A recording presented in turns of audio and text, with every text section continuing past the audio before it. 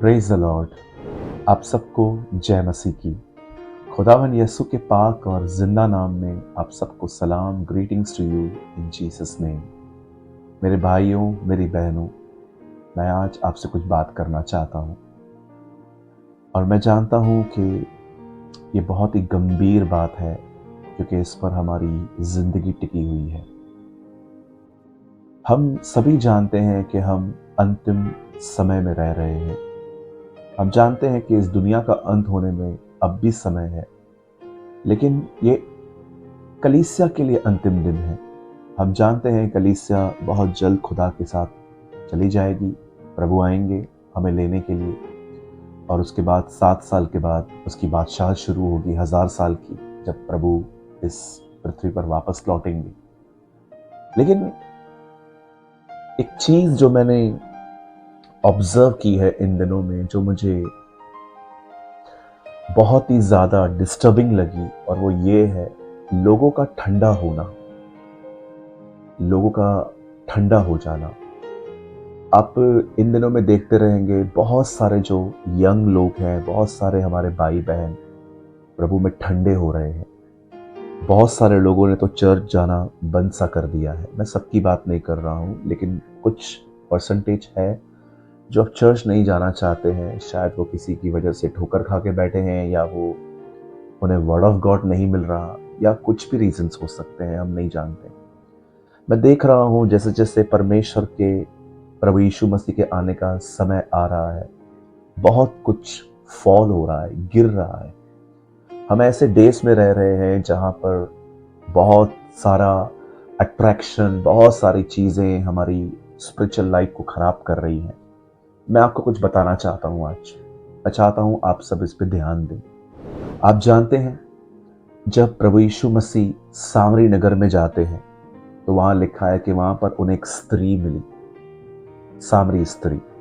और जब प्रभु ने उससे बातें की, आप सभी जानते हैं कि प्रभु ने उसके जीवन के बारे में उसे बहुत कुछ बताया, और वो गांव में गई और हर एक को बता दिया उसने कि मैं एक व्यक्ति को मिल के आई हूँ, और जो कुछ मैंने किया उसने मुझे सब बता दिया।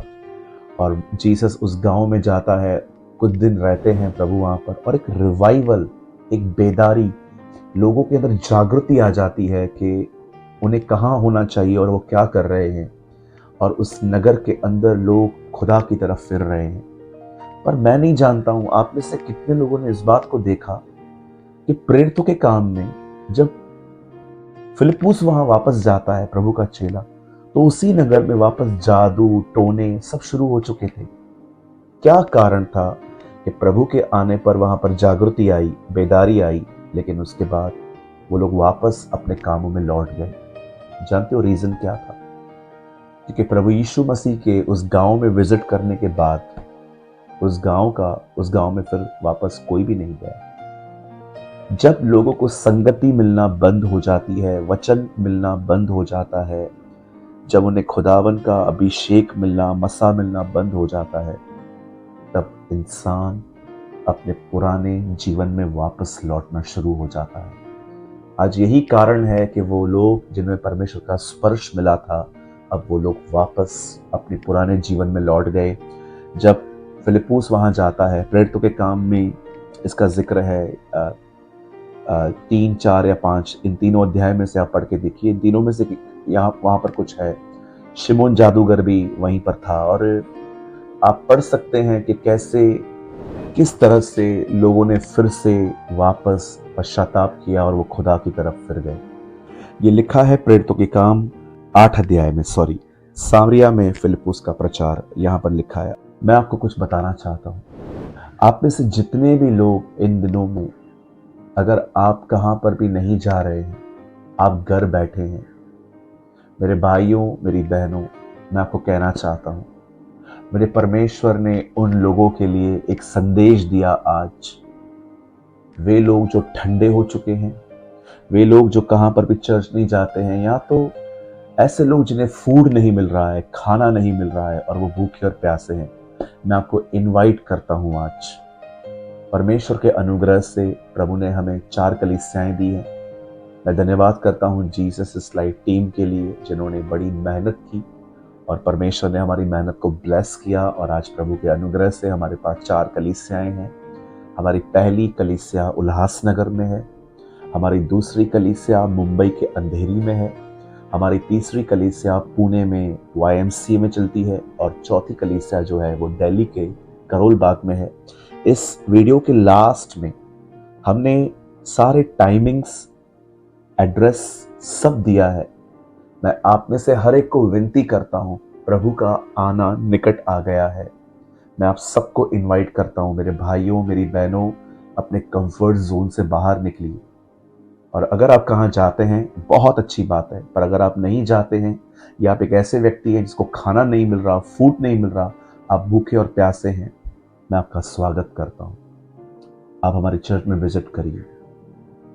मेरा ये विश्वास है कि आप बहुत ब्लेस्ड होंगे, क्योंकि मैं देख रहा हूँ अब परमेश्वर हमें अपने बहुत ही अच्छे वचन से इन दिनों में तृप्त कर रहा है। मैं किसी को नीचे या ऊपर नहीं कर रहा हूँ। हर पास्टर अपने आप में एक यूनिक मिनिस्ट्री कर रहा है। लेकिन मैं आपको बताना चाहता हूँ, अगर आप कहाँ भी नहीं जाते हैं या आप बैक हो गए हैं, ठंडे हो गए हैं या आपको फूड नहीं मिल रहा है, मैं आपको इन्वाइट करता हूँ। हमारी 4 ब्रांचेस हैं। अगर आप यहाँ आसपास रहते हैं, आप यहाँ पर आइए। अगर आप कहेंगे कि ब्रदर हम बहुत दूर रहते हैं, हम कैसे आए, ट्रैवल करिए। कुआं आपके पास नहीं आएगा, आपको कुएं के पास जाना पड़ेगा पीने के लिए। बाइबल बताती है ग्रस्त जो परिश्रम करते हैं फल का पहला अंश उन्हें मिलता है। आज मैं आपको इनवाइट करता हूं, मेरे भाइयों मेरी बहनों, वचन के लिए आइए। वैसे मैं सच कहता हूं, मैं कभी भी लोगों को अपनी तरफ आकर्षित करना या मेरी मिनिस्ट्री में खींचने की मैं कभी भी कोशिश नहीं करता, लेकिन ये वो समय है जब मैं अपने आप में एक बोझ महसूस कर रहा हूं उन खोई हुई आत्माओं के प्रति। मैं उम्मीद करता हूं आप इस वार्निंग को जो खुदा की तरफ से है, आप इसे सीरियसली लेंगे। खुदा आपके साथ है। जय मसीह।